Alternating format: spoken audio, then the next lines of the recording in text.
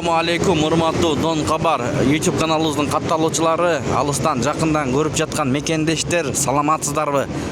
Бүгүн 22 август 2025 жыл Бишкек шаары алдыда курс валюталар менен таанышып алыңыздар. Доллар бул жерде 87 сом 30 тыйын, манистерим.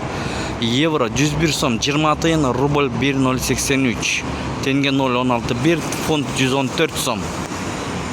Достор, видеого лайк басып, каналга катталганды унутпаңыздар. Лайктардан жадырып коюңуздар. Кандай болуп жатат? Мындан аркысын чоо көрмөкчүбүз. Москва, Абдрахманов көчөлөрүнүн кесилишинен көрүп жатасыздар. Байтүшүн банкты көргөзүп койлу. Доллар 87 сом 10 тыйын, бул жерде евро 100.8, рубль 1.08. Мына достор, саат 10. Доллар 87 сом 30 тыйын, евро 101 сом 20 тыйын, рубль 1.083.